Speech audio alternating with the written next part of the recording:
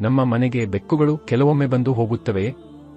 ಒಂದು ವೇಳೆ ಹಾಗಿದ್ದರೆ ಅವುಗಳನ್ನು ಓಡಿಸುವ ಮೊದಲು ಕೆಲವು ವಿಷಯಗಳನ್ನು ತಿಳಿದಿರಲಿ. ವಿಜ್ಞಾನಿಗಳು ಬೆಕ್ಕುಗಳ ಬಗ್ಗೆ ಕೆಲವು ಆಶ್ಚರ್ಯಕರ ಸಂಗತಿಗಳನ್ನು ಕಂಡುಹಿಡಿದಿದ್ದಾರೆ. 1400 ವರ್ಷಗಳ ಹಿಂದೆ ನಮ್ಮ ಪ್ರವಾದಿ ಮುಹಮ್ಮದ್ ನಬಿ ಸಲ್ಲಲ್ಲಾಹು ಅಲೈಹಿ ವಸಲ್ಲಂ ಬೆಕ್ಕುಗಳ ಬಗ್ಗೆ ಹೇಳಿದ್ದ ವಿಷಯಗಳನ್ನು ಇಂದು ವಿಜ್ಞಾನವು ಸಮರ್ಥಿಸುತ್ತದೆ. ಇಸ್ಲಾಂ ಧರ್ಮದಲ್ಲಿ ಬೆಕ್ಕುಗಳಿಗೆ ದೊಡ್ಡ ಮಹತ್ವವಿದೆ. ಪ್ರವಾದಿಯ ವಚನದ ಪ್ರಕಾರ ಹಜರತ್ ಆದಂ ಅಲೈಹಿಸ್ಸಲಾಂ ಸೃಷ್ಟಿಯಾದ ನಂತರ ಅಲ್ಲಾಹು 2 ಜೀವಿಗಳನ್ನು ಸೃಷ್ಟಿಸಿದನು, ಒಂದು ಹಾವು ಮತ್ತು ಇನ್ನೊಂದು ಬೆಕ್ಕು. ಬೆಕ್ಕುಗಳನ್ನು ಅಲ್ಲಾಹು ಮನುಷ್ಯರಿಗೆ ಉಪಯುಕ್ತವಾಗಲೆಂದೇ ಸೃಷ್ಟಿಸಿದನು. ಬೆಕ್ಕುಗಳಿಗೆ ಕೆಲವು ವಿಶೇಷ ಗುಣಗಳಿವೆ, ಅವು ನಮಗೆ ಒಡ್ಡುವ ಲಾಭಗಳು ಅನೇಕ. ನಾವು ಬೆಕ್ಕುಗಳನ್ನು ಇಷ್ಟಪಡುವಂತೆಯೇ ಬೆಕ್ಕುಗಳಿಗೂ ನಮ್ಮ ಮೇಲೆ ದೊಡ್ಡ ಪ್ರೀತಿಯಿದೆ. ಮನೆಯಲ್ಲಿ ಬೆಕ್ಕು ಸಾಕುವವರಿಗೆ ಇದು ಚೆನ್ನಾಗಿ ತಿಳಿದಿದೆ. ಒಂದು ವೈಜ್ಞಾನಿಕ ಅಧ್ಯಯನವು ಹೇಳುವ ಪ್ರಕಾರ ಬೆಕ್ಕುಗಳನ್ನು ಮುಟ್ಟುವುದರಿಂದ ಖಿನ್ನತೆಯನ್ನು ಕಡಿಮೆ ಮಾಡಲು ಸಹಾಯವಾಗುತ್ತದೆ. ಬೆಕ್ಕಿನ ಕೂದಲಿನಲ್ಲಿ ಕೆಲವು ವಿಶೇಷ ಬ್ಯಾಕ್ಟೀರಿಯಾಗಳಿವೆ, ಅವು ಮನುಷ್ಯರ ಮನಸ್ಸಿಗೆ ಶಾಂತಿಯನ್ನು ನೀಡುತ್ತವೆ. ಇಸ್ಲಾಂನಲ್ಲಿ ಬೆಕ್ಕುಗಳಿಗೆ ಉನ್ನತ ಸ್ಥಾನವನ್ನು ನೀಡಲಾಗಿದೆ. ಹದೀಸ್ನ ಪ್ರಕಾರ ಪ್ರವಾದಿಯವರು ಬೆಕ್ಕುಗಳಿಗೆ ನೋವುಂಟು ಮಾಡಲು ಅಥವಾ ಕೊಲ್ಲಲು ನಿಷೇಧಿಸಿದ್ದಾರೆ.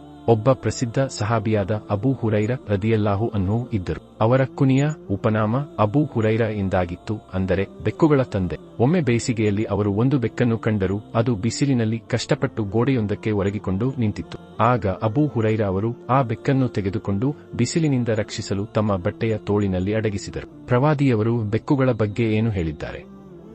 ಮನೆಗೆ ಬೆಕ್ಕು ಬಂದರೆ ಏನೂ ಮಾಡಬೇಕು? ಅವುಗಳನ್ನು ಓಡಿಸಬೇಕೇ?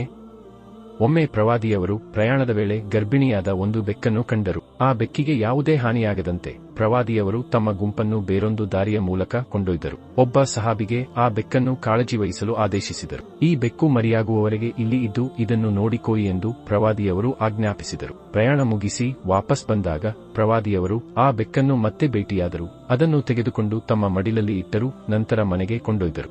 ಇಸ್ಲಾಂ ಎಲ್ಲ ಜೀವಿಗಳೊಂದಿಗೂ ಒಳ್ಳೆಯ ರೀತಿಯಲ್ಲಿ ವರ್ತಿಸಲು ಆದೇಶಿಸುವ ಧರ್ಮವಾಗಿದೆ. ಆದರೆ ಬೆಕ್ಕುಗಳಿಗೆ ವಿಶೇಷ ಮಹತ್ವವನ್ನು ನೀಡಲಾಗಿದೆ. ವಿಜ್ಞಾನವು ಈಗ ಹೇಳುವ ಕೆಲವು ವಿಷಯಗಳು ನಮ್ಮನ್ನು ನಿಜಕ್ಕೂ ಆಶ್ಚರ್ಯಗೊಳಿಸುತ್ತವೆ. ಫ್ರಾನ್ಸ್ನಲ್ಲಿ ನಡೆದ ಒಂದು ಅಧ್ಯಯನವು ಹೇಳುವ ಪ್ರಕಾರ ಬೆಕ್ಕಿನ ಮಿಯಾವ್ ಶಬ್ದಕ್ಕೆ ಮನುಷ್ಯರ ಆಯಾಸ ಮತ್ತು ಬೇಸರವನ್ನು ತೆಗೆದುಹಾಕುವ ಶಕ್ತಿಯಿದೆ. ಬೆಕ್ಕಿನ ಜೊತೆಗೆ ಹತ್ತಿರವಿರುವುದರಿಂದ ಗಾಯಗಳಲ್ಲಿ ಸೋಂಕು ಉಂಟಾಗುವ ಸಾಧ್ಯತೆ ಕಡಿಮೆಯಾಗುತ್ತದೆ ಮತ್ತು ಗಾಯಗಳು ಶೀಘ್ರವಾಗಿ ಗುಣವಾಗುತ್ತವೆ. ಬೆಕ್ಕಿನ ಶಬ್ದದ ವಿಶೇಷ ಆವರ್ತನವು ಹೃದಯಾಘಾತದ ಸಾಧ್ಯತೆಯನ್ನು ಕಡಿಮೆ ಮಾಡಲು ಸಹಾಯಿಸುತ್ತದೆ. ಪ್ರವಾದಿಯವರು ಬೆಕ್ಕುಗಳನ್ನು ಕೊಲ್ಲುವುದನ್ನು ಕಟ್ಟುನಿಟ್ಟಾಗಿ ನಿಷೇಧಿಸಿದ್ದಾರೆ. ಬೆಕ್ಕುಗಳು ಅಲ್ಲಾಹನ ಸೃಷ್ಟಿಗಳಲ್ಲಿ ಅತ್ಯಂತ ಪ್ರೀತಿಯಿಂದ ಕೂಡಿದವು ಮತ್ತು ಸುಂದರವಾದವು. ಪ್ರವಾದಿಗಳು ಮತ್ತು ಸಹಾಬಿಗಳು ಬೆಕ್ಕುಗಳನ್ನು ಸಾಕಿದ್ದಾರೆ ಮತ್ತು ಅವುಗಳ ಗುಣಗಳನ್ನು ವಿವರಿಸಿದ್ದಾರೆ.